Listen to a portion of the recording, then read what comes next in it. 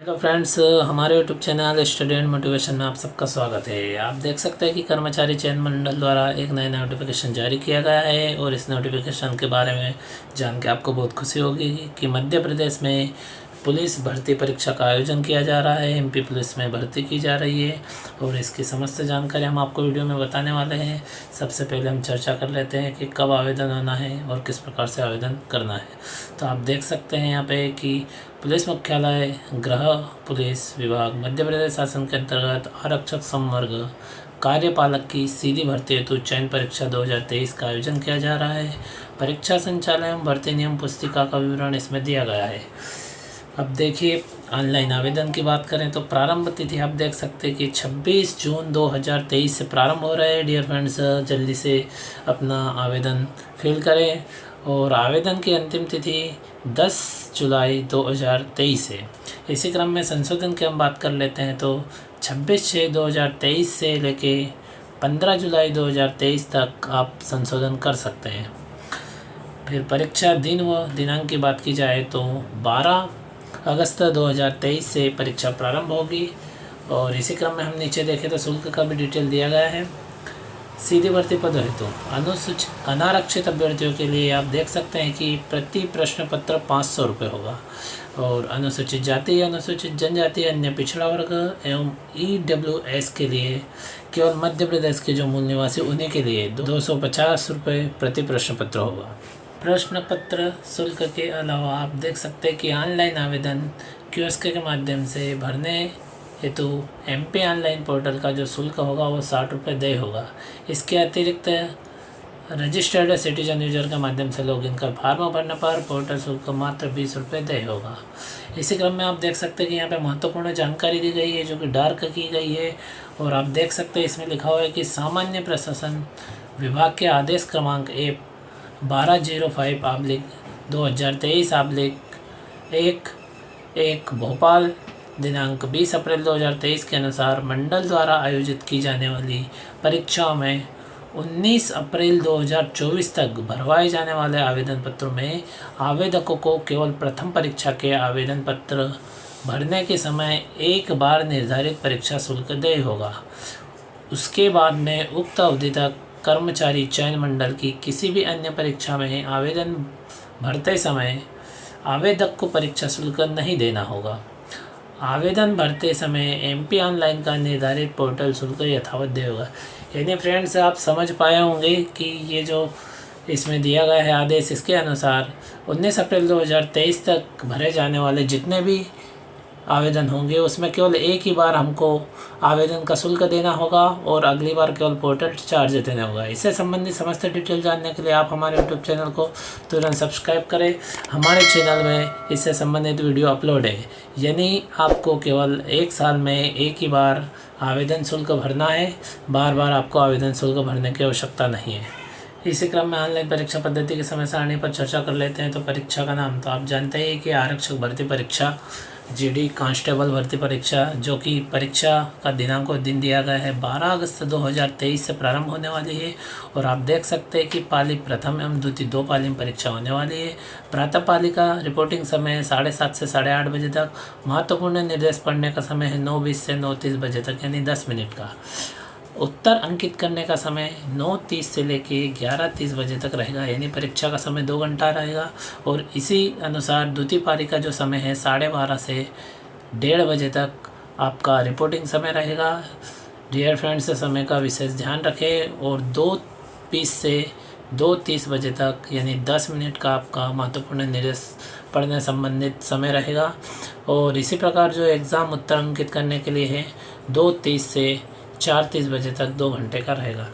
और फ्रेंड्स, आप देख सकते हैं कि नीचे टिप्पणी दी गई है और टिप्पणी में महत्वपूर्ण जानकारी प्रदान की गई है।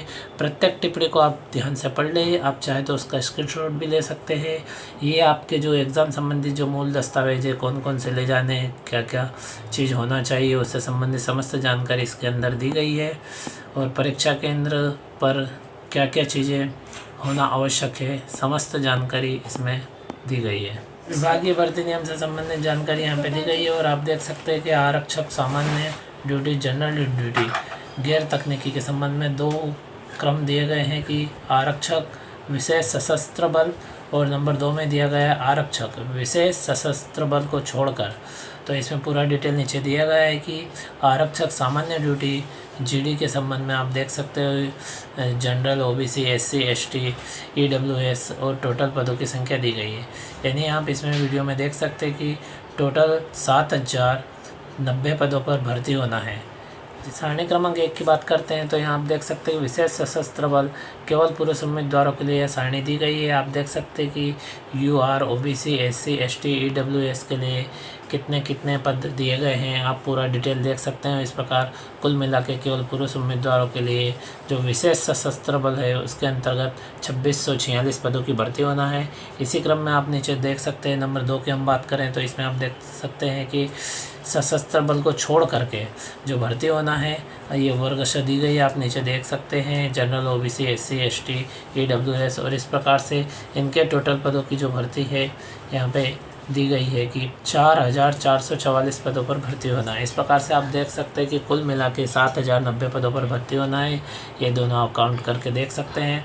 और आप नीचे देखें हेस करके दिया गया है कि सक्षम प्राधिकरण इन पदों पर संबंधित किसी इकाई अथवा शाखा में नियुक्त कर सकते हैं। सारणी क्रमांक 3 की बात करते हैं तो आप देख सकते हैं कि रेडियो ऑपरेटर तकनीकी, रेडियो ऑपरेटर तकनीकी पद आप देख सकते हैं कि यूआर के कितने दिए गए आप पूरा देख सकते हैं। ओबीसी, एससी, एसटी, ईडब्ल्यूएस, इस प्रकार से टोटल पद 321 पद दिए गए हैं। और इनसे संबंधित महत्वपूर्ण निर्देश भी नीचे दिए गए, इनका चाहे तो स्क्रीनशॉट ले सकते हैं, आप इनको पढ़ सकते हैं। तकनीकी पदों के साथ में आरक्षक जीडी के पदों के लिए भी आवेदन देने की पात्रता होगी। उदाहरणतः संबंधित शैक्षणिक अर्हता रखने वाले अभ्यर्थी आरक्षक जीडी पदों के साथ आरक्षक रेडियो ऑपरेटर संवर्ग पद के लिए भी आवेदन कर सकते हैं। यानी डियर फ्रेंड्स, जो साथी योग्यता रखते हैं दोनों चीज़ों की, वो दोनों में आवेदन कर सकते हैं। यानी रेडियो ऑपरेटर में भी कर सकते हैं और जीडी के लिए भी आवेदन कर सकते हैं। साथियों, वेतनमान की बात करते हैं। आप देख सकते हैं पद का वेतनमान आरक्षक यानी सभी संवर्ग के लिए जो जीडी जनरल ड्यूटी भर्ती होना है उसमें आप देख सकते हैं कि 19,500 से लेकर 62,000 तक वेतनमान रखा गया है। और नोट को आप पढ़ ले ध्यान से, इसमें किस प्रकार से वेतन का प्रावधान है। इसमें पूरा दिया गया है कि प्रथम वर्ष 70%, द्वितीय वर्ष 80% एवं तृतीय वर्ष 90% वेतन स्टाइपेंड देय होगा। दिए गए समस्त संवर्गों के वेतनमान के अलावा समय समय पर जो शासन द्वारा स्वीकृत अन्य भत्ता तथा परिलब्धियाँ देय होती है। इसी क्रम में न्यूनतम शैक्षणिक अर्हता की बात करते हैं तो आप देख सकते हैं इसमें सारणी दी गई है। नंबर 1 में दिया है कि आरक्षक जीडी के लिए जो योग्यता होनी चाहिए, तो आप देखेंगे कि अनारक्षित, अनुसूचित जाति तथा अन्य पिछड़ा वर्ग के लिए जो शैक्षणिक अर्हता है 10+2 प्रणाली के अंतर्गत 10वीं कक्षा की परीक्षा अथवा हायर सेकेंडरी अथवा समकक्षा परीक्षा उत्तीर्ण होना चाहिए। और यदि अनुसूचित जनजाति की हम बात करें तो कक्षा 8वीं अथवा समकक्षा परीक्षा उत्तीर्ण होना चाहिए। इसी क्रम में आप देख सकते हैं कि आरक्षक रेडियो ऑपरेटर के लिए, तो इसमें आप देख सकते हैं इसमें भी दिया गया है कि मान्यता प्राप्त किसी मंडल संस्था से उच्चतर माध्यमिक प्रमाण पत्र परीक्षा 10+2 प्रणाली 12वीं उत्तीर्ण होना चाहिए। इसके अतिरिक्त सरकार द्वारा मान्यता प्राप्त किसी भी पॉलिटेक्निक संस्थान, कॉलेज, विश्वविद्यालय, ITI से इलेक्ट्रॉनिक्स, इलेक्ट्रिकल्स और hardware, computer hardware, telecommunication, mechanical या सूचना प्रौद्योगिकी इंजीनियरिंग के कक्षा में 2 वर्ष का पाठ्यक्रम पास किया हुआ होना चाहिए। डियर फ्रेंड्स, आप इस निर्देश को ध्यान से पढ़ लें कि शैक्षणिक अर्हता में कोई छूट नहीं दी जाएगी। नंबर 7 में निर्धारित आयु सीमा की बात कर लेते हैं तो आप देख सकते हैं इसमें दिया गया है कि सामान्य तौर पे जो क क्रमांक दिया गया है उसमें देख सकते हैं कि दिनांक 10/7/2023 यानी 10 जुलाई 2023 को विहित आयु पूरी करनी चाहिए और अधिकतम आयु से अधिक नहीं होना चाहिए।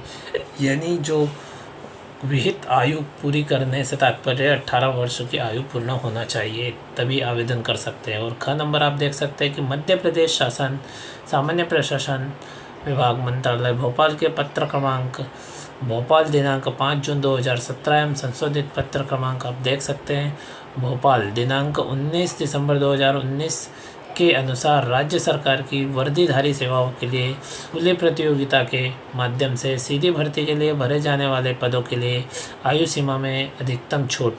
तो छूट के संबंध में हम बात कर लेते हैं। तो आप देख सकते हैं नीचे जो सारणी दी गई है इसमें छूट के संबंध में समस्त जानकारी दी गई है कि आयु सीमा में किस वर्ग को कितनी छूट मिलने वाली है और किसको छूट नहीं मिलना है, इस पूरा डिटेल दिया गया है। आप चाहे तो ये जो पूरी सारणी है इसका स्क्रीनशॉट ले सकते हैं। अब आवेदक में हम पुरुष की बात करते हैं और वो भी मध्य प्रदेश का निवासी अनारक्षित है। तो आयु सीमा उसकी दी गई है कि 33 उम्र होने पर 3 वर्ष की छूट कोविड के कारण दी जाएगी। इस प्रकार 36 यानी 36 वर्ष की उम्र तक आवेदन कर सकता है। इसी क्रम में आप देखें पुरुष वर्ग और मध्य प्रदेश के आर्थिक रूप से कमज़ोर श्रेणी के अभ्यर्थी जो है उनके लिए भी सेम यही कंडीशन दी गई है, आप देख सकते हैं। यानी कोविड के कारण 3 वर्ष की छूट दी जा रही है। इसी क्रम में आप पुरुष आप महिला की बात करें तो अन्य मध्य प्रदेश के जो निवासी है, जो सभी अभ्यर्थी बचे हुए हैं उनके लिए भी सेम यही कंडीशन दी गई है। अब महिलाओं की बात कर लेते हैं तो महिलाओं को 38 उम्र होने पर 3 वर्ष की छूट दी जा रही है, मतलब 41 वर्ष की उम्र तक आवेदन कर सकते हैं। सेम कंडीशन दी गई है। आप देख सकते हैं पुरुष अनारक्षित श्रेणी यानी अनुसूचित जाति, अनुसूचित जनजाति और अन्य पिछड़ा वर्ग का यदि वो है तो 38+3 यानी 41 वर्ष की उम्र तक आवेदन कर सकता है। इस प्रकार से सभी का डिटेल दिया गया है डियर फ्रेंड्स, आप देख सकते हैं इसमें। और आपने अभी तक हमारे चैनल को सब्सक्राइब नहीं किया तो इसी प्रकार के नोटिफिकेशन को तुरंत प्राप्त करने के लिए आप हमारे YouTube channel study and motivation को तुरंत सब्सक्राइब करें। अब जानकारी दोस्तों के साथ शेयर करें। अब हम सारणी के नीचे देखते हैं तो दिया गया है केवल मध्य प्रदेश के आदिवासी अभ्यर्थियों के लिए, यानी ये जो भर्ती है केवल मुख्य रूप से मध्य प्रदेश के निवासियों के लिए। और रेड लाइन में आप देख सकते हैं कि इसमें स्पष्ट रूप से लिखा गया है कि सामान्य प्रशासन विभाग मध्य प्रदेश शासन के आदेश क्रमांक C38/2016/3 भोपाल दिनांक 12 मई 2017 के अनुसार प्रदेश के बाहर के अभ्यर्थियों को किसी भी स्थिति में अधिकतम आयु सीमा में छूट प्राप्त नहीं होगी। ये जो छूट के संबंध में दिया गया है ये केवल मध्य प्रदेश के मूल निवासियों के लिए ही दिया गया है। अब अगले बिंदु के अनुसार हम परीक्षा की बात कर लेते हैं। तो परीक्षा का आयोजन किस प्रकार से होगा इसमें इसका निर्देश भी दिया गया है। परीक्षा योजना, प्रथम चरण लिखित परीक्षा, हिंदी भाषा में बहुविकल्पिक प्रश्न होंगे, यानी जो माध्यम होगा वो हिंदी में होगा, हिंदी भाषा में परीक्षा होनी है। और MCQ यानी बहुविकल्पिक प्रश्न होंगे। और सेकंड की बात करते हैं तो प्रथम चरण तकनीकी परीक्षा केवल तकनीकी पदों हेतु अधिकतम 100 अंकों की होगी। जो केवल तकनीकी पदों के लिए हो रही है वो अधिकतम 100 अंकों की होगी और प्रथम तकनीकी परीक्षा के रूप में आयोजन किया जाएगा। बहुविकल्पिक प्रश्न होंगे यानी इसमें भी ऑब्जेक्टिव टाइप प्रश्न होंगे। और द्वितीय चरण की हम बात कर ले तो द्वितीय चरण की परीक्षा योजना के अंतर्गत शारीरिक दक्षता का परीक्षण होगा, जो कि आप सभी जानते हैं पुलिस भर्ती हो या आर्मी भर्ती हो शारीरिक दक्षता का पहले प्राथमिकता दी जाती है। इसी क्रम में आप देखेंगे तो बिंदु नंबर 9 में प्रथम चरण परीक्षा योजना, तो किस प्रकार से परीक्षा योजना रहेगी तो आप इसमें इसका पूरा डिटेल देख सकते हैं कि प्रथम चरण की जो लिखित परीक्षा है हिंदी भाषा में होगी, बहुविकल्पिक प्रश्न होंगे, समय 2 घंटे होंगे और प्रश्न 100 होंगे। और अंक योजना आप देख सकते हैं कि अधिकतम अंक 100 अंक होंगे। और आपके लिए एक विशेष पॉइंट दिया गया है, सही उत्तर के लिए 1 अंक, किंतु पॉइंट नंबर 3 देखिए आप, जिन प्रश्नों के उत्तर के प्रयास नहीं किए गए या उत्तर गलत है उनके लिए अंक नहीं काटा जाएगा। यानी डियर फ्रेंड्स ऋणात्मक मूल्यांकन नहीं होगा। यदि कोई प्रश्न गलत हो गया है तो उसका अंक कोई नहीं काटा जाएगा। यानी जितने प्रश्नों के उत्तर सही होंगे इतने अंक हमें प्राप्त होने वाले हैं। प्रश्नों के प्रकार की बात करें तो किस प्रकार के प्रश्न होना है तो आप देख सकते हैं जो 40 अंक का होगा वो सामान्य ज्ञान एवं तार्किक ज्ञान से संबंधित होगा। 30 अंक का जो होगा वो बौद्धिक क्षमता एवं मानसिक अभिरुचि से संबंधित होगा। और शेष 30 अंक का विज्ञान एवं सरल अंकगणित से संबंधित होगा। यानी ये कह सकते हैं कि 10th स्तर का आपका मैथ से संबंधित क्वेश्चन होंगे। इसी प्रकार प्रथम चरण तकनीकी परीक्षा अधिकतम 100 अंक की होगी, जिसका पाठ्यक्रम निम्नानुसार आधारित होगा। आप देख सकते हैं कि जो अवधि है वो 2 घंटे होगी, 100 प्रश्न होंगे। प्रश्नों के प्रकार वस्तुनिष्ठ होंगे, इसमें भी वस्तुनिष्ठ प्रश्न होंगे। और इसमें पूरा डिटेल दिया गया है। आप देख सकते हो कि रेडियो ऑपरेटर, इलेक्ट्रिकल्स और हार्डवेयर, कंप्यूटर हार्डवेयर यानी कंप्यूटर एप्लीकेशन नहीं होना चाहिए, उसको छोड़ करके टेलीकम्युनिकेशन, मैकेनिकल या सूचना प्रौद्योगिकी इंजीनियरिंग के क्षेत्र में 2 वर्ष का पाठ्यक्रम, सर्टिफिकेट का स्तर और नंबर 2 में इसी में दिया गया है कि आरक्षक रेडियो ऑपरेटर के पदों हेतु 7 गुना अभ्यर्थियों को प्रथम चरण में लिखित परीक्षा एवं तकनीकी परीक्षा के योग के कट ऑफ अंकों के आधार पर शारीरिक दक्षता परीक्षण एवं तकनीकी प्रायोगिक परीक्षा के लिए चुना जाएगा। नंबर 3 की हम बात कर लें तो आप देख सकते हैं कि हॉरिज़ॉन्टल श्रेणी के लिए पृथक से कट ऑफ अंकों का निर्धारण नहीं किया जाएगा। द्वितीय चरण परीक्षा के आयोजन के संबंध में भी यहाँ पे दिया गया है कि द्वितीय चरण का परीक्षा का आयोजन से किस प्रकार से होना है। आप देख सकते हैं कि आरक्षक जीडी के पदों की शारीरिक दक्षता परीक्षण होगा, जिसके अंक अंतिम प्रावीण्य सूची के लिए प्रथम चरण के अंकों के साथ जोड़े जाएंगे। यानी जो आपके शारीरिक दक्षता होगी उसके और जो प्रथम चरण की जो परीक्षा हुई उसके अंक के साथ में जोड़े जाएंगे। अब रेडियो ऑपरेटर की बात करते हैं तो देखिए, ऑपरेटर रेडियो के पदों है तो शारीरिक दक्षता परीक्षण के लिए चुना जाएगा, जिसके लिए अंतिम प्रावीण्य सूची के लिए प्रथम चरण के अंकों के साथ नहीं जोड़े जाएंगे। इसके साथ अंक नहीं जोड़े जाएंगे। शारीरिक दक्षता परीक्षण केवल क्वालिफाइंग प्रकृति का होगा। अब इसी क्रम में हम आगे बढ़ते हैं तो शारीरिक दक्षता परीक्षण के संबंध में भी सभी जानकारी इसमें डिटेल दिया गया है। शारीरिक मापदंड परीक्षण तो आप देख सकते हैं केवल विशेष सशस्त्र बल के लिए है। विशेष सशस्त्र बल नियम 1973 के नियम 21 एवं 22 के अनुसार आप देख सकते हैं कि जो अनारक्षित है और ख में दिया गया अन्य पिछड़ा वर्ग, अनारक्षित और अन्य पिछड़ा वर्ग इन दोनों के लिए आप देख सकते हैं पुरुष वर्ग के लिए जो ऊंचाई है 168 सेंटीमीटर और आगे आप देखें सीना केवल पुरुषों के लिए बिना फुलाए 79 सेंटीमीटर और फुलाव सहित 84 सेंटीमीटर होना चाहिए, यानी फुलाने के बाद कम से कम 5 सेंटीमीटर सीना फूलना चाहिए। इसी क्रम में आप देखें नीचे आरक्षक पदों में गोरखा, गढ़वाली, कुमाऊँ के मामले में, यानी इनसे संबंधित जो पुरुष रहेंगे उनके लिए आप देख सकते हैं कि ऊंचाई 157 सेंटीमीटर और बिना फुलाए सीना है 79 और फुलाने के बाद में 84। इसी क्रम में आप देखेंगे तो नंबर 3 पे दिया गया है कि मराठा, अनुसूचित जाति, अनुसूचित जनजाति पुरुषों के लिए 165 सेंटीमीटर ऊंचाई होगी और बिना फुलाव के सीना 79 सेंटीमीटर और फुलाव के सामने 84 सेंटीमीटर इस प्रकार से दिया गया है। आप चाहे तो फ्रेंड से इसका स्क्रीनशॉट ले लें ताकि आपको ये जानकारी याद रहे और तैयारी में आपकी सुविधा हो। विशेष सशस्त्र बल को छोड़कर संवर्ग के अभ्यर्थियों के लिए जो दिया गया है आप इस सारणी में देख सकते हैं कि आरक्षक विशेष सशस्त्र बल को छोड़कर अन्य सभी संवर्ग, अनारक्षित, अनुसूचित जाति, अन्य पिछड़ा वर्ग महिलाओं के लिए और पुरुषों के लिए 168 सेंटीमीटर, महिलाओं के लिए 155 सेंटीमीटर और पुरुषों के लिए जो सीना आप देख सकते हैं बिना फुलाए 81 सेंटीमीटर और फुलाव के बाद में 86 सेंटीमीटर और महिलाओं के लिए ये चीज़ लागू नहीं है। अब देख सकते हैं आप इसमें नंबर 2 आरक्षक विशेष सशस्त्र बल छोड़कर अन्य सभी संवर्ग अनुसूचित जाति पुरुष के लिए 160 सेंटीमीटर ऊंचाई, महिलाओं के लिए 155 सेंटीमीटर ऊंचाई और जो पुरुष वर्ग है उनके लिए जो सीना है केवल पुरुषों के लिए 86 सेंटीमीटर और फुलाव के बाद में 81 सेंटीमीटर होना चाहिए।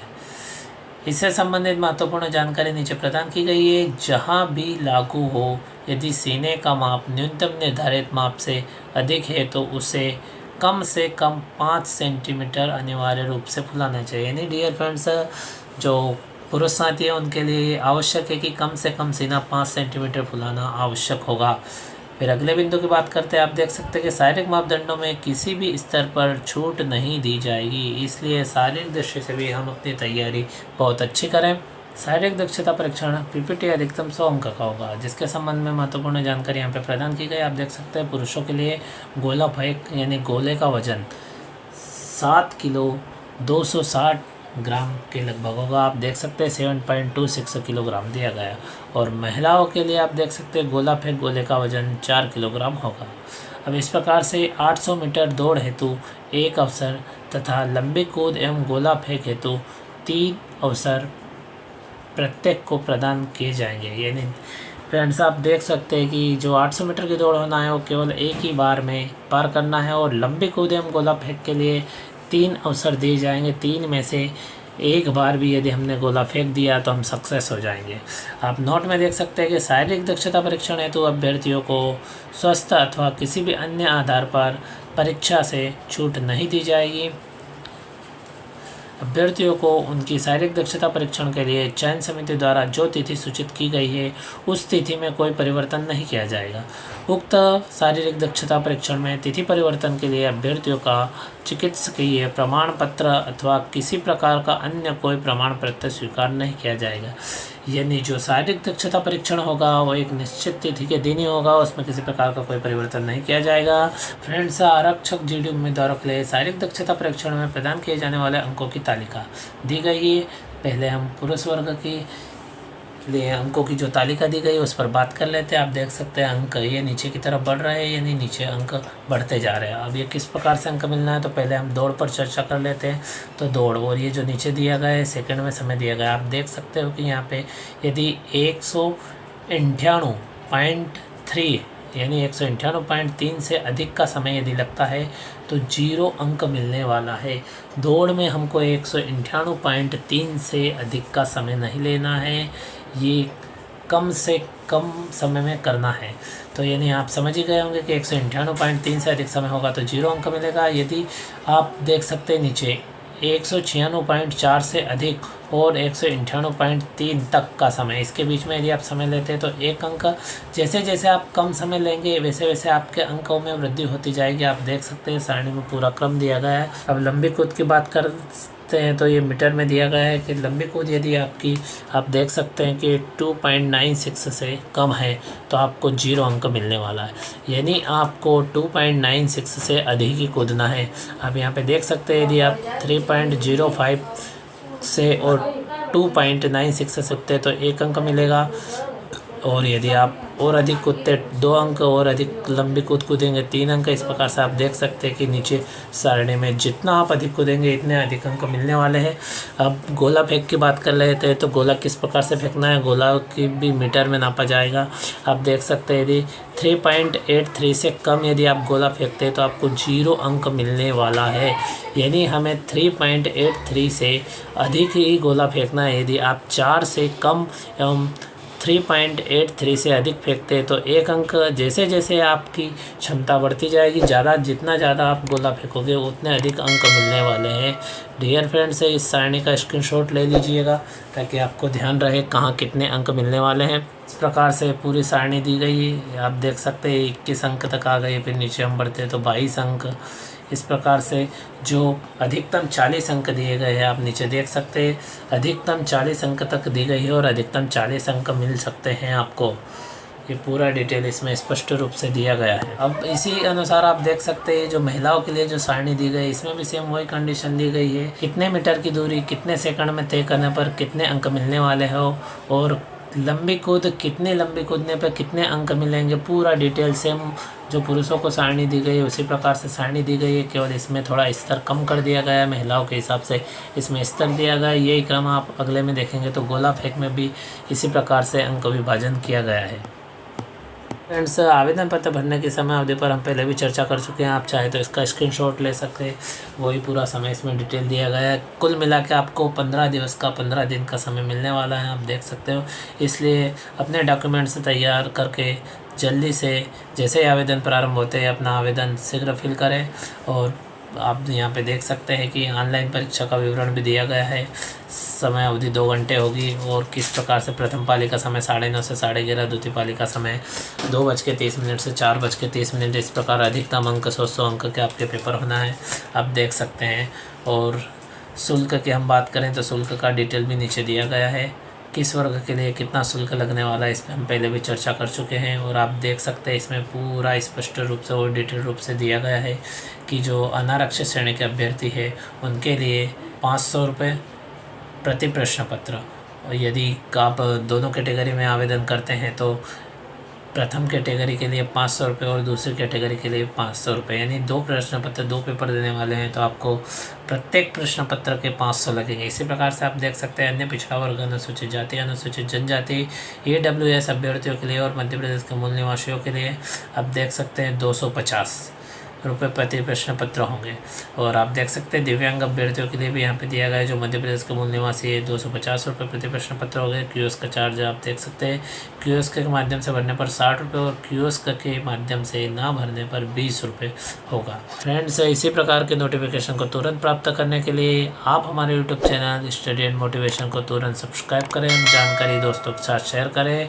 अब अंतिम चरण में हम संशोधन के संबंध में चर्चा कर लेते हैं और परीक्षा केंद्र के बारे में बात कर लेते हैं। तो आप देख सकते हैं कि जो संशोधन का शुल्क है, आवेदन पत्र में संशोधन किए जाने का शुल्क 20 रुपये है। आप देख सकते हैं यहाँ पे दिया गया है, आवेदन पत्र में प्रत्येक बार संशोधन किए जाने पर पोर्टल शुल्क 40 यानी कुल मिला के 60 रुपये संशोधन करने पर भी देय होगा।